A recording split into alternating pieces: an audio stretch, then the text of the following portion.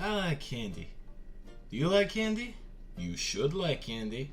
I like candy. So I watched this anime called Dagashi Kashi. It's about candy, which I like. So this show aired during the winter 2016 anime season, which most people generally agree wasn't very good with the exceptions of Erased and Konosuba, which I haven't seen yet. However, Dagashi Kashi and the second season of Assassination Classroom were the only two shows I watched during the season, and Dagashi Kashi didn't let me down. It's about a small candy shop whose owner, Yo, is trying to convince his son, Kokonatsu, to take over the shop. Unfortunately for him, Kokonatsu is more interested in becoming a manga artist. I have some small little arguments about that. This conflict is intensified when a girl named Hotaru, whose father is the owner of an unspecified famous candy company, comes to recruit Yo to work for said company, as his small shop is apparently somewhat famous. However, he refuses because, due to Kokonatsu not wanting to take over the shop, no one would run it if he were to leave. Instead of giving up, like, a normal person, Hotaru decides that she's going to stay in town until she can convince Kokonatsu to take over the shop. You may think that Hotaru is Kokonatsu's love interest, but there's already someone she likes.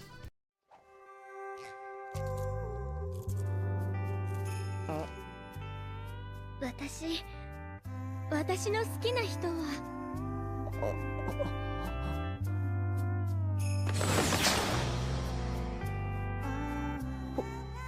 蛍さんそう私ポッチくんが超タイプなのよ Not weird at all. Yeah, as you may have inferred, Hotaru likes candy a little too much. However, Kokonatsu's actual love interest is Saya, not Hotaru. I was kidding. They're both his love interests. So who's Saya? Best girl. Whoa, hey, put the pitchforks down. Even if Hotaru has more plot, I prefer Saya character-wise. I like both characters, but I just prefer Saya. I mean, it helps that she's not completely insane, and she doesn't seem to have any weird fetishes. Okay, doctor is not a weird fetish. That one's normal, right?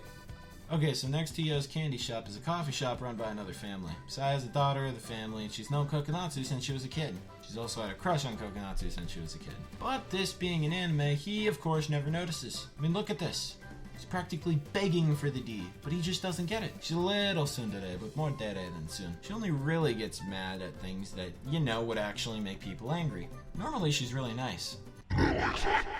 Her brother To is also a fantastic character. He's Kokonatsu's easygoing friend who brings out the pervy 16-year-old in him. They have a lot of really dumb but enjoyable conversations about picking up girls, since Kokonatsu is oblivious to the one right in front of him. Sorry, got a little salty there.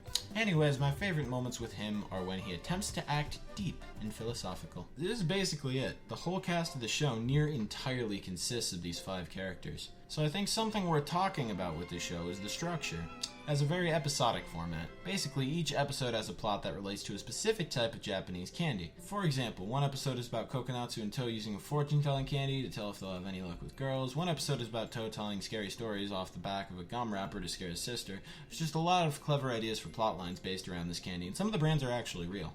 Product placement. Some complain about how the series is harder to enjoy because it's made for Japanese audiences who are already familiar with this candy, whereas us filthy Americans just don't understand. Personally, I felt like they did a good job explaining the candy in each episode, however. At least I was able to enjoy it. Now obviously candy and thirstiness can't carry a whole show, so I'd like to talk a little bit about some of the humor. It's wonderful. Most of it is derived from the candy or the situations the characters find themselves in because of the candy-related plotlines, but some of it is very lewd. For example, there's one episode in which Hotaru and Kokonatsu are having a blind taste testing competition to see if they can determine what various types of candy are based on their taste alone. Seems innocent enough, right? Well, Hotaru's also decided that the taster needs to have their hands tied behind their back to avoid identifying the candy based on texture, and oh dear. But it's still somewhat innocent, right? Even though Kokonatsu is picking up on the unfortunate implications as any self-respecting teenage boy would. Well, the trouble comes in when Kokonatsu is the taste tester and Hotaru leaves to get a drink. And Kokonatsu's dad walks in. Bobby? What are you doing? Bobby? Nothing, Dad. We were just taste testing with each other. Whoa! My son? Taste testing? Bobby, how could you do this to me? What would your mother think? Dad, it's not that big of a deal. Don't you deal me! What's next? Is my son gonna be selling crack out on the streets? I deal in propane, Bobby. I know the deals. I know 'em, Bobby. It's not what it looks like, Dad. You're not what you look like. Now I know that deep down, you're a good little Bobby. But then again, What do I know about Bobby Hill? Dad, you need to calm down. I am calm. You like to taste test, Bobby? Well, how about you taste test my fist? Dad, no! Bwah! Detrimental to Kokonatsu's relationship with his father, but hilarious for us. Another source of humor is, as I mentioned, Hotaru's weird obsession with candy. She's very emotional about it too. She occasionally has weird, overdramatic fantasies about it, and they are amazing. So touching and beautiful. Another thing worth noting about Hotaru is that she doesn't really understand typical social expectations. For better or for worse. Also, Kokonatsu's father makes YouTube videos. He's not very good at it though. Just like me. Another thing I like about this show is the art style. It's not too far removed from the typical anime art, but it has a certain flair to it. A little bit to separate it from the crowd. Mostly the eyes. Look at those eyes. One of my favorite things about the eyes is that Saya has small ones because she works at a coffee shop. Because caffeine, hyper, I thought it was funny.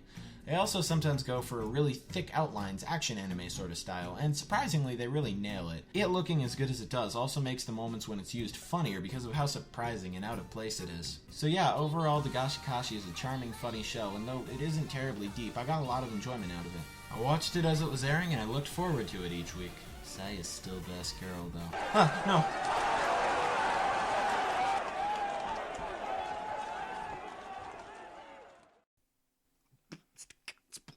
Bobby! Bobby! Bobby! Bobby! Bobby! What? Bobby! Bobby! Bobby! Bobby! Bobby! Bobby! Bobby! God damn it, Bobby!